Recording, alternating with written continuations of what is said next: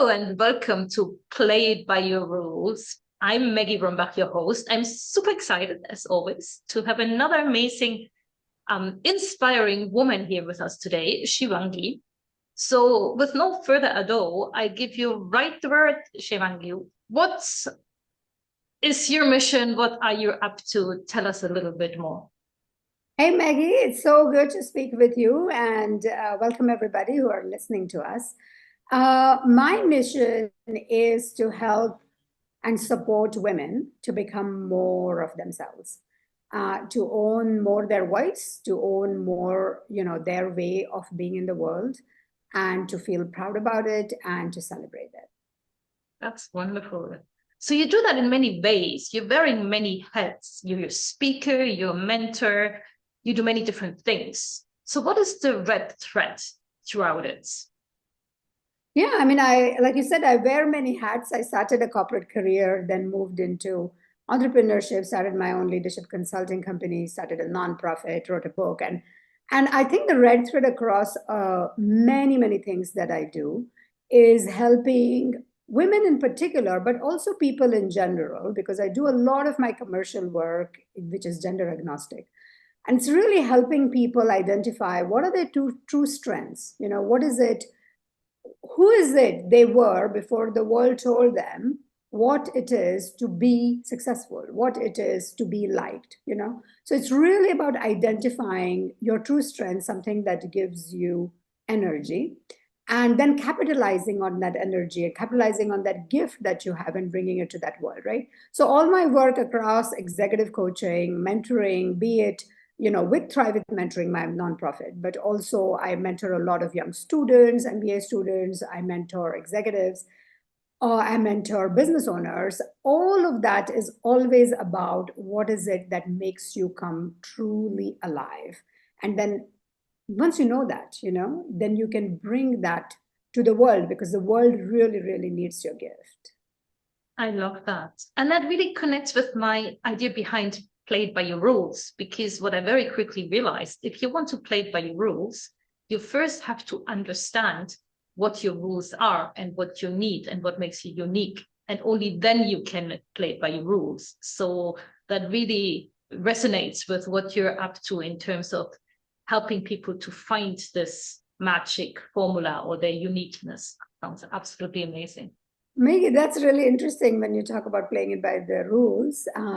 A lot of by your rules, yes, by your rules, not the rules, but your rules, and that's an important differentiator. For me, it has always been, I, as a leadership coach and trainer, I have been certified in many different psychometrics, maybe around 10 of them, right? And these are like personality questionnaires that you answer and gives you an elaborate idea of who you are and what you do. And right from the beginning, my profile always came as somebody who does not follow any rules. and maybe that's another way to say I create my own rules. So that's interesting. The name of the name you have chosen, played by your rules.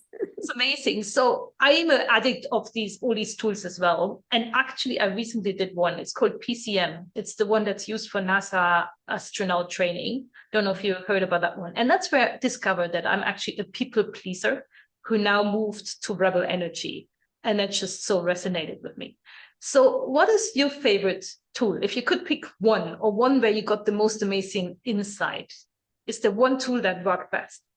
Yeah, so there is a complex tool that I have personally liked a lot. But it is so complex that it really requires human narration, etc. And that is it's based on Robert Kegan's theory of adult development, and the whole idea of immunity to change. So why are we not able as adults and as intellectual people to not change the way we are? So it's all about how do you close the knowing doing gap. You know what you should be doing, but you're unable to do it. So but it's quite a complex tool. The tool that I would recommend, that's easy to use, easy to understand, high face validity, and I use an awful lot, is something called as a DISC. It's very well known. DISC, everythingdisc.com. I think that is a great entry tool, and I use that a lot in the work that I do with people. That's great. Thank you. And I'll look up this other tool. That sounds fascinating too. But yeah, maybe a bit too complex. So, because you actually work a lot with highly skilled immigrant women. So, did you see any unspoken rules that these women would kind of hit the wall or run up against, and particularly when they're stepping into leadership roles? Yes, I mean, that is really the topic. As you know, I've been doing a lot of work with women. I mean, Thrive with Mentoring, my nonprofit, has existed now more than 8 years. And I have encountered hundreds, if not thousands, of women who have various challenges which are linked to gender, but which are linked not just to gender, but the upbringing and the social conditioning. And a small subset of that is then the women that thrive, that platform that I founded attracts, is these high skilled immigrant women. And I got very interested in that particular subset because I'm a high skilled immigrant woman myself. I moved from India to Switzerland 25 years back, so that was a long time back. And in the meanwhile, I feel as if I'm integrated in the Swiss society. But at many levels, I will always remain a high skilled immigrant woman and an Indian, right? I always say I'm Indian at heart and Swiss in my mind and my functioning. And I think that's going to remain within me, right? But I got very interested in this particular profile because I started encountering them a lot in my own coaching work of senior leaders who were at a particular stage in their life a bit stuck, despite having all the potential and having proven themselves, etc. And then it also is a subset of the women that Thrive with Mentoring tends to attract in a few countries, not in all, but in a few countries, we tend to attract these high skilled immigrant women. So I got very, very interested in that particular subset. And I started interviewing women who were high skilled immigrant women, but who were very, very successful. You know, they made it to those CXO roles, they founded those businesses, etc. And I interviewed around 60 such women to identify, so what are the patterns and what are the narratives that they are telling, themselves, which are helping them to encounter the more stronger narrative, which is sort of almost accepted by people, because high skilled immigrant women face a very interesting what I call as the unholy trinity. So they have all the problems of what all women have, which is gender. Then to top it that, they have ethnicity issues, and ethnicity issues may or may not be associated with color. I mean, I speak about high skilled immigrant women, let's say in Switzerland. Of course, they are the women who are coming from India and Asia and Africa, but there are also women coming from, Eastern Europe and Russia and maybe even, developed countries like the UK or US. So it's interesting. The challenges are compounded by color, but they exist even for high skilled immigrant women, which may not have the color issue. And the third one, which I think is much more prominent in some countries, we see the narrative so much stronger in the US, for example, and that is the anti-immigration bias, right? So this is the unholy trinity, right? You have gender, you have ethnicity, all the cultural implications of the ethnicity, color, culture, language, food, and then you have the anti-immigration bias. So it's like a perfect storm that these women find themselves into. And intersectionality is like compound interest, it sort of adds on, and you never know what you are really dealing with, which bias is most prominent here. Because of course there are other biases that you might be dealing with when you're entering a leadership role, which is how people actually in their mind, and I mean there's a lot of studies around that, what are the unconscious biases? When we look at two people, let's say a white man in a suit versus let's say a woman with curly hair and brown woman, and if you say who's the leader, who in your mind intuitively seems like a leader, that's very deep, that goes very deep. And even though we work on these things like helping people become conscious about these kind of biases, to work through them is a longer process, right? And that's where I wanted to tell stories. That's where I wanted to, shift the narrative. That's where I wanted to tell about what then works to be addressing this. And that was then the genesis of my book, Wonder Woman, right? Because this book is really about asking you questions. It's really about mirroring, helping you see the mirror. I have so many readers who came back to me and who said, oh my God, I can really see myself, And when you see yourself, that then makes you feel, oh, this is a valid point of view and I'm not alone. And, this is a shared point of view. And whenever you feel that you're a part of a community, then you have strength, and then you do not feel so isolated and alone, and then you can do something about it, right? And for me, in any case, that book is a starting point. I am going to be studying Wonder Woman circles and probably retreats and training programs, etc. Just coming around to do all of that because the book is recently published and it has created all this energy. Wow, that sounds amazing. So we'll talk about Wonder Woman a little bit more in a second, but there are two things that just came up listening to you. Because I think there's another bias. I used to have a baby face bias, because I looked really young for the level of role I was in. So that was my bias for many years. And now I'm hitting towards 50. So now I'm realizing probably soon I'll enter on the other end of the age bias, where suddenly I'll be one of the older ones in the room. And so I just think age is another bias that is part of the equation one way or another, probably also more in terms of perception. Did you see that come up, or is that not so much? I saw that so prominently in one of my senior level coaches. It was not just the baby face. She did have a very young face, but it was the voice. The voice, if you have a squeaky voice, and we've seen that also in some political leaders. So I have just by nature, I have a low bass voice. And the low bass voice is usually associated with authority and leadership. And I was not aware of this, right? But I had this voice when I was 25. I had this voice when I was 30. And I think if I enter a room and if I speak in a particular way, people project authority on me just because of my voice. And I saw some of the women, and I actually do some voice coaching with this particular coachee of mine, because she might say words which were full of strength and gravity, but the voice sort of was opposite to that. And that really made it difficult for people to imagine her in a people leadership role, let alone a enterprise leadership role, right? So that is the work that we started doing. And this whole idea about being young, feeling young, and dressing young versus being, and by the way, this is not just gendered though. I also worked with, with a man, an Indian man, who had the same issue. He was like late 40s, and he looked like somebody 20 something, right? So it's not related to gender. The age bias is an interesting one. One is how you look and how you sound, but the other is then that people are actually aware of your experience, right? And especially, we live in Switzerland, and I'm now, as a part of my nonprofit work, but also my coaching work, it's a very expensive country, and people are really moving all these jobs that could be done remotely outside of the country. And the age bias has become so prominent now because it's a well-known factor with our social system that people and organizations can afford to have two younger people instead of one person who's more experienced and on the other side of 50, right? So it's challenging and it's real, and it just adds on to all other biases. Wow, so that's something else that comes up now. So I'm really curious these days, exactly for what you described, because also I'm based in Geneva, and there's a big wave of layoffs going on. So you have already the bias of age for many people, and then on top you have a very saturated job market. So where do you go? So in the people you coach or in your mentorship circles, did you see women or people in midlife taking on more of a portfolio career, like more fractal work? Or what are the new models? Did you see any new models emerging where these highly skilled people actually made it to their advantage rather than getting trapped in the age bias?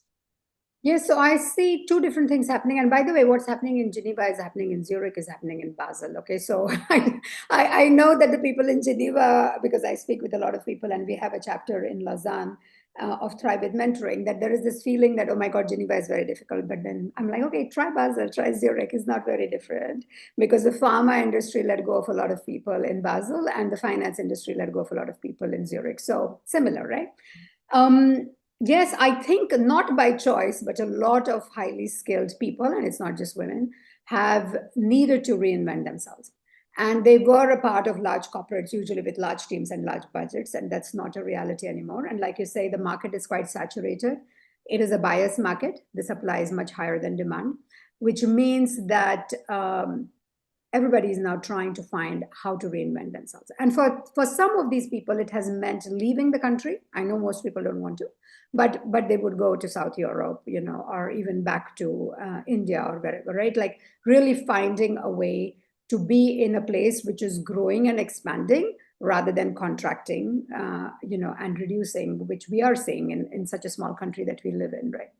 The other thing is I see a lot of people, like you say, developing into the portfolio career, which then means you go and teach in universities. You maybe start a little bit of a smaller, coaching, mentoring practice. You might do some remote work for people who are organizations which are not based here. You might end up with some kind of consulting work, etc. Right? And then the third thing I'm seeing people doing is then finally pursuing their own entrepreneurship and their own causes and their own ideas, right? And it really depends. Like some organizations have interesting models, So I heard of a large organization, a large pharma organization, offering the 50 plus people to retire over 5 years. So reduce their time of work, but they would be paid, right? So slowly they are being eased into early retirement. It's still early retirement because, as you know, the retirement age keeps increasing. So still probably could work for another 10 or 15 years, but you're eased into it rather than suddenly being told no job, find for yourself. And I think those are the sort of models that organizations also need to, adopt and embrace. But it does seem at the moment that a lot of people are not planning for it as proactively as they could. And everybody that I mentor and I coach, and even you might be in a well-paying job and you might not be, probably because so many people are just afraid of the next round of reorganizations, right? But of course, I do work with people who are not tensed by that. And I still tell them, always think about what is the other thing that you would want to do and that you want to do despite having your job. Like don't collapse your entire professional life into this single job and single identity, because I've faced that myself. Now, mine came before the big rush, because I think the big rush is sort of post-COVID in the 5-6 years. My reinvention came almost 10, 11 years back, right? And then the fortunate thing, if I can call that, is that 100 other people around me were not going through the same thing. So there was not as much competition and there was a longer time period to reinvent myself. And I think here now it's like you just have to do it. You have to like build a plane and fly it at the same time. And I think the sooner you accept that reality, the sooner you stop feeling like a victim, the sooner you stop thinking that things are going to change or even put your head in the sand, the better it's going to be for you. The better that you can work with the mindset. So I really deeply believe in two concepts that come a little bit from our humanitarian work, but I think, so we work in the field, we talk a lot about exit strategies. That even when you build a project, you already think about when and how to exit. And when you apply that to your personal life, there's also this whole notion of having a plan B. So I deeply believe that we all should have exit strategies and we all should have a plan B. And at least every time in my career I had a plan B, I was actually even performing better in plan A because I was less afraid. So you're not so clingy to your job because if something happens, you already know what you'll try next. So it stresses you a bit less. And the other thing I really love about what you're just explaining about this slowly retiring out, because in a way, this is kind of fractional work. And I don't see that happening so much in Switzerland yet. But in a way, it is fractional work because that means people are temporarily employed in still senior roles and they buy themselves time to start looking at something else, right? Yeah, I mean, it's the mindset of even if you're employed, thinking that you are a consultant to the organization. Because I think what happens is, and I think all those words like, employer branding and emotional engagement with organizations, etc., they have reduced quite dramatically in our context, So the sooner you accept that you are actually a professional employed to bring a particular set of skills, and you're not emotionally wedded to the organization, you're not emotionally, involved, and you stop expecting loyalty towards yourself. I mean, all of these concepts were very important when the jobs were stable and people were staying in a company for 30 years. But they have become less relevant in today's world. And we have entire generations who never even experienced that, right? They are like mercenaries. They come and they do their work and they move on and they don't know anything different. So I think that it's really a huge mindset shift. And the sooner we accept that this is how the world has changed. It's not even something in the future anymore. It's happening, and it has happened. But I see still a lot of people struggle with that, especially people who have been, who have had tenure in an organization. The longest I ever worked for an organization was 7 years, right? Otherwise, I worked in 4 different organizations, always 3-4 years. 7 years was the longest. And I found it, even with 7 years, very, very challenging to leave that organization. I was headhunted into another one, and to like really explain to myself, how and why I would leave, and it's still the best organization I worked for. So I know the feeling. I feel that, that how when you feel like emotionally involved with an organization and with its leaders and with its people, I know it's difficult. But that same organization just let go of thousands of people, and that's just the reality, And I don't think people are doing this to be mean to you or something. It's like I think we need to like depersonalize the situation now, because a lot of people get caught into the narrative around, like how I was mistreated and how my boss didn't stand out for me. And just accept that it's economic reality. And it's not about you and your boss anymore. Entire teams with the bosses are getting laid off. So really about looking, I like what you talked about in terms of plan B or the exit strategy. We always think about that when we found businesses, right? When we found business partnerships, etc. We're thinking about, okay, we are in this together, and we give a lot. I mean, I faced that again reluctantly at that time when I decided to take on a role, one of my last role actually, more not as an employee, but as a consultant, like an external, but being put into roles which were only held by internals. And the internal organization was getting all of these reorganizations, right? So suddenly, first I started with a team, then I had 2 teams, then I had 3 teams, But I wanted to leave, and that was really very, very clear in my mind. But all these teams and all these people, they were, because of all the reorgs, they were into this total victim mode, and the company is not what it used to be, etc. And because I had this perspective that I have a limited time period in my mind that I will work with this organization, even if whatever the organization threw on me, right? It usually threw on me larger responsibility, larger teams, etc. I was not emotionally wedded to the organization. And that's interesting because, like you said, I became very effective because there was no victim mode in me. I was just looking at things at their face value, and I was trying to do my best and trying to bring in productivity and and not losing all my energy, being, feeling sad about myself. So, and that's also the reason I got thrown into like, bigger and bigger teams and bigger projects, because I was not getting bogged down by the reality, which was really, very depressing for a lot of people who didn't imagine that their life would be different. So I think there is a huge strength in identifying that you are somebody of free will. And instead of, blaming your situation, you walk into the situation with open eyes, and you think about your exit strategy. I think you should do that, because we don't live in a world anymore where anybody is offering us 20, that you will be in this company for the next 20 years. It's just not the reality anymore. This is so deep. And that brings up, so I've really gotten into mindfulness. And in mindfulness, you call that total acceptance. You just got to accept the reality. And that is actually really freeing. It's not easy because, of course, we're attached, especially if we really love our work or we've been there for a long time. It's scary.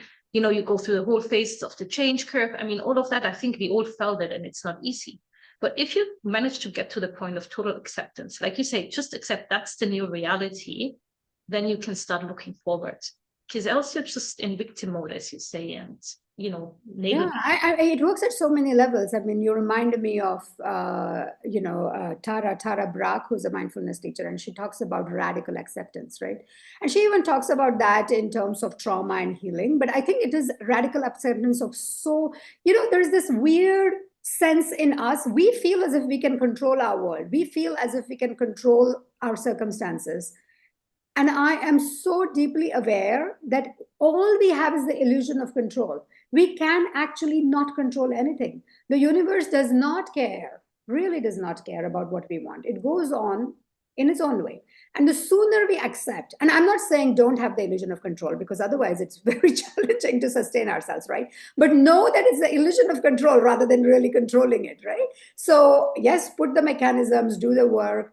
But in India, we have this very deep work of philosophy called as the Bhagavad Gita. And the Bhagavad Gita actually talks about that, right? It says that you do everything possible to achieve the results that you want, but you make yourself free of the results. You're not going to be dependent on how those results are going to be. So you still show your sense of agency, and you still are present, and you're giving it your best shot, but you're not going to wed yourself and wed your success and wed your identity to what those results are. Free yourself from the results. And the more you can integrate that philosophy in every part of your life, right? Not just your job. It might be with your relationships. It might be with your friendships. It might be with your businesses. It might be everything. The more you can integrate that, really, right? Because I think a lot of us can understand it cognitively, but to live that, that's the journey of a lifetime. I love that. I look at that concept. That sounds really great. So let's get a little bit back to your book, because one thing I was also wondering, listening to you, I don't know if you follow the work of Erin Meyer on cultural mapping, cultural differences. So she wrote a book. It's really interesting. So she basically identified several, let's say, factors of cultural differences in terms of hierarchy, in terms of communication style, like all of those things. So when you did the research for your book, and I think you also in your book, you talk to women, it's basically a lot of stories and then also some practical tips coming out of it. Did you see that coming? Did you see how the cultural differences impacted those women adapting to the place they moved to? Yeah, and yes, I have come across the work of Erin Meyer and many other people, right from Hofstede, who was sort of the grandfather of the cultural code, and there's somebody who also writes about the talent code and the culture code in organizations. The culture is at many levels, right? One is the culture of your country, your ethnicity, your religion. But when I speak about high-skilled immigrant women, it's not just that, right? The country culture matters, but then it also matters the culture of the organization. Does it actually value somebody who's a quick decision maker, or somebody who deliberates? If you look at communication styles, some people have circular styles, some people have more direct styles, right?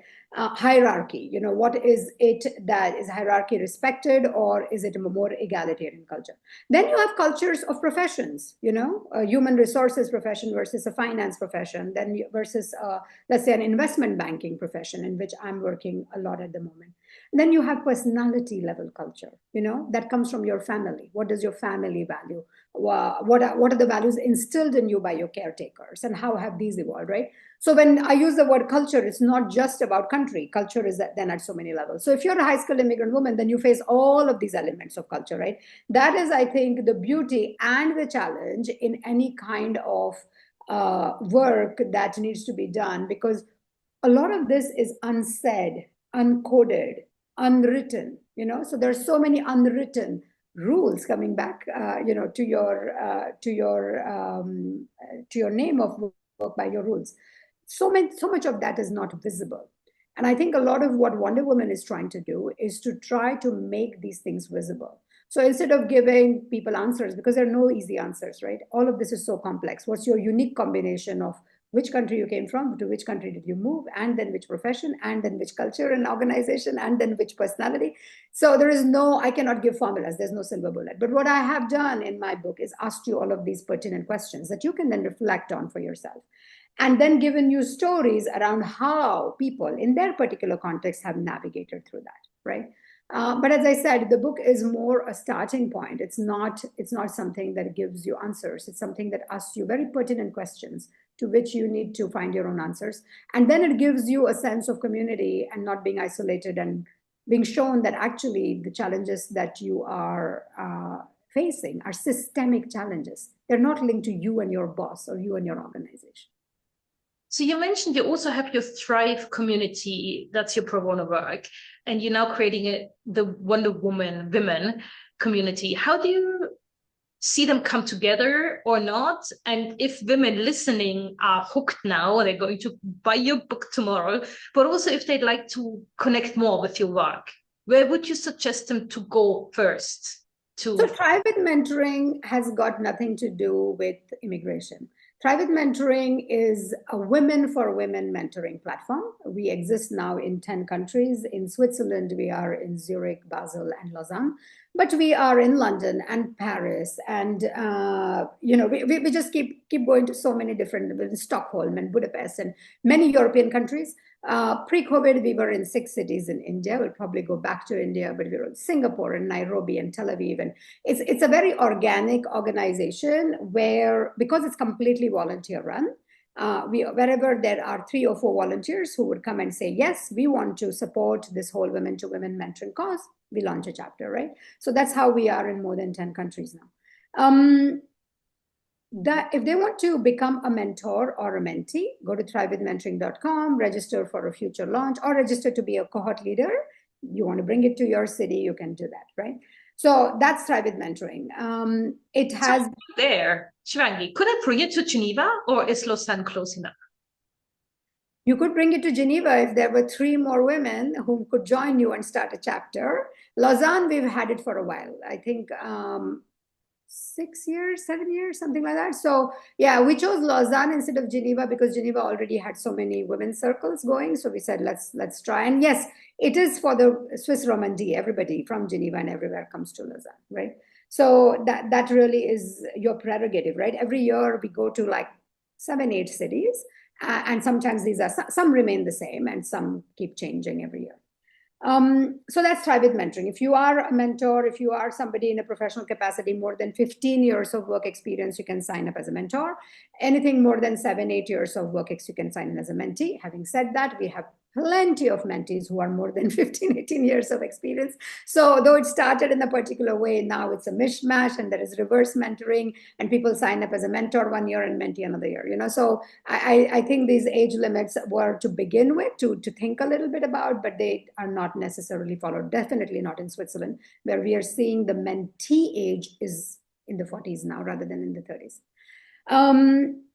Wonder Woman is different. Wonder Woman is a subset that I have seen in Thrive with Mentoring. And as I said, I wrote a book which I would have wanted to read when I first left India and came to Switzerland, because I came with all of these rosy ideas of moving from a so-called developing country to a developed country, right? And not really looking at the challenges. And the people I interview are everywhere. I have interviewed women who have moved from the global south to the global north, So basically moving from a lot of Asian countries, African countries, Latin American countries, going to the US, UK, Switzerland, but also maybe Sweden, Scandinavian countries, or even Australia, right? So none of these demarcations are that clear in my mind. And what I noticed was, though my interview group was not necessarily, let's say, East European women or Russian or Ukrainian women moving to Switzerland or Germany, the challenges are exactly the same. So it is actually, that book is for any high-skilled immigrant woman who is trying to make her professional life better and grow and accelerate it in a foreign country. So you might be, for example, a Swiss person trying to do that in America, and the book will apply to you because so many things in the book apply to you. So I think that that's something that we really have to take into account, that those factors remain quite similar, challenges remain quite similar. And yeah, find more if you just go on my website, shivangiwalke.com, you will find the link to the book and get a copy of the book and start a conversation. Excellent. And there's also a way to sign up for a newsletter, because you mentioned you have more up in the pipeline, so there will be more coming. Very much, very much. So if you join on, again, my website so shivangiwalke.com/wonderwoman, you join the author community.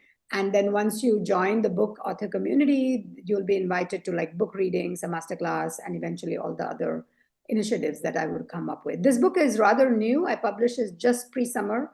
And now I'm like going back into elements. I'm going to launch something called as a Wonder Woman Mastermind. This is for a very specific set of women who want to reinvent themselves in community.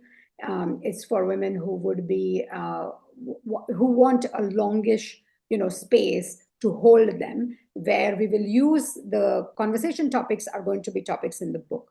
But the experience that I bring is about coaching senior level leadership women, right? So that's the Wonder Woman Mastermind. But as I said, there'll be other ways. There will be book readings, there will be masterclasses, and there will be retreats. So all of this is sort of coming in Q4 and 2026. Amazing. Great. So we covered a lot of different topics. Before we move into the quick fire burst questions, is there anything else you feel like you're burning to share with the audience? Anything else that we haven't touched on yet? Well, I'll only repeat what I said. I mean, having gone on that journey myself from moving from corporate to start my own business and reinventing myself in my own business, and now doing a lot of work with founders and with people who want to, start and go on that journey. Connect with me, because that is something that I am very passionate about, and I'm working with a lot of founders, especially those who are transitioning from corporate to start their own business, right? And it's gender agnostic. It's not just linked to women. Okay, great. So with that, Shivangi, you're ready for the quick fire burst questions. It comes the challenge. And I said, the idea is to answer in one word, in one sentence, to be concise, and sticking to one word is almost impossible. But anyway, the challenge is on. So what is one belief you had to drop to live your way? Imposter syndrome is not real. Of it. Yeah. A place that cracked something open in you. Mount Koyasan. See, that's the challenge with those questions. Now I want to know more. That's Japan, right? No. Yeah. I think I went there too. Is that where you have all the monasteries? No? Something got to do with that too. We should talk about it. Yeah, I went there over Christmas. It was amazing. It was really just before Christmas. It was really cold, but that made it really special. So one thing you had to unlearn.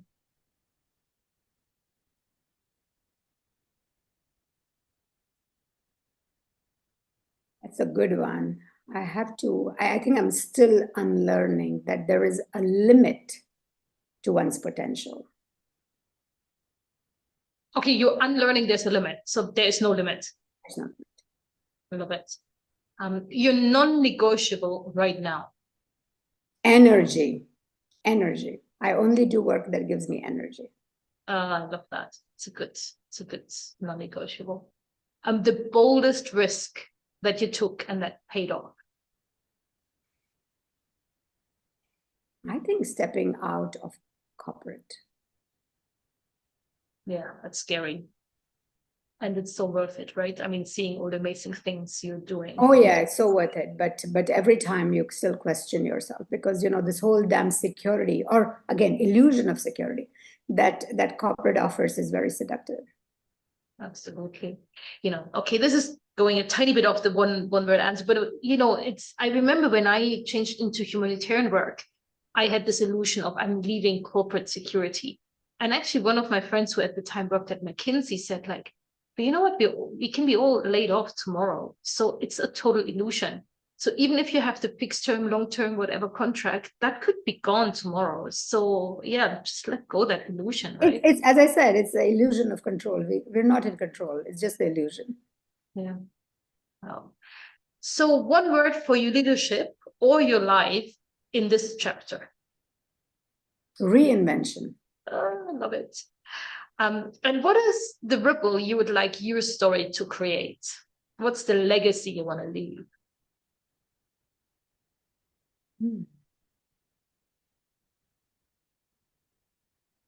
Become more of yourself.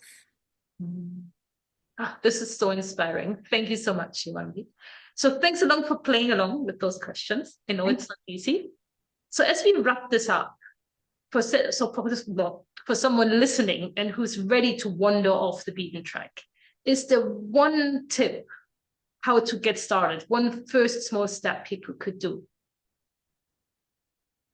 One small step I think you can do, and I believe a lot in that, is the power of writing things down. Because there are certain phases in our life where we feel very inspired to take action. Unfortunately, our mind is a little bit of a villain, if I can say that, and it comes and tells you why everything is not possible, right? So if you just keep that moment of inspiration in your mind, it will fade away.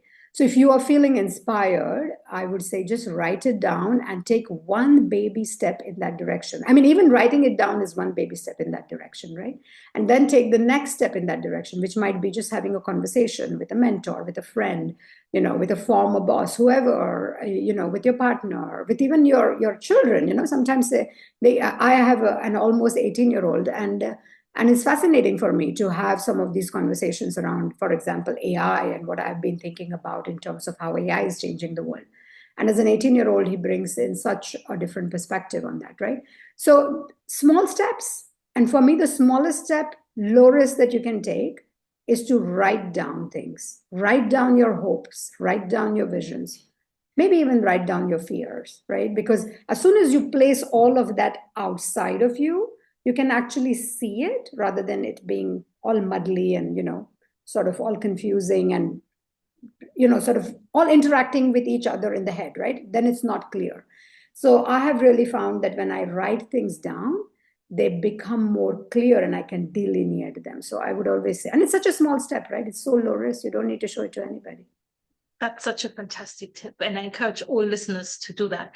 And it's funny, I just finished a book by Daniel Priestley, The Entrepreneur Revolution, and he gives like 10 tips what to do, but 2 of the tips are exactly what you just said. Oh, really? I must read that book. And part of his whole business model is to give his books for free for a while on Audible. So this one is just finished but anyway, it's a couple of francs and it's really worth it. So one of the tips was indeed to always have a notebook at hand, so you can just download the ideas, and then to have 3 conversations per week, like random conversations where you don't have an agenda, you just explore. So I'm that's so fantastic. I love and I live that idea, but I don't do it. Maybe I should do it more often. Every November, which is my birthday month, I offer 25-minute conversations to random people on my LinkedIn. They're always booked out. I've been doing that for 5 years. And those are some of the most amazing conversations I have. They tend to know me. I tend not to know them. And I'm almost like a stranger to them, right? Or they are definitely strangers to me. And they tell me, some of their deepest challenges that they have not worded out, that they've just kept it in their heads. And all kinds of people from, all places in the world, Egypt and Tanzania, and it's just amazing. I love that concept. Soon launch that again. I look forward to every November. So you offer a certain number of 20-minute slots up for grabs. That is such an amazing concept. I love that. Yeah, I offer it on my LinkedIn and they're always gone. So great. Well, Shivangi, that was such an inspiration on all levels. I've taken a lot of great ideas away from this. I hope listeners did too. So yeah, just really. Thank you, Maggie. You're a very great conversationalist. Keep up with this. Keep doing this. I'm enjoying this. I don't know how many people are already listening, but from the people that give me feedback, they enjoy. So I'll keep going as long as I hope we can inspire people out there. Yes, it's so needed in today's world, with these kind of conversations. Thank you so much for your time. Thank you. Have a good day. Bye. Bye.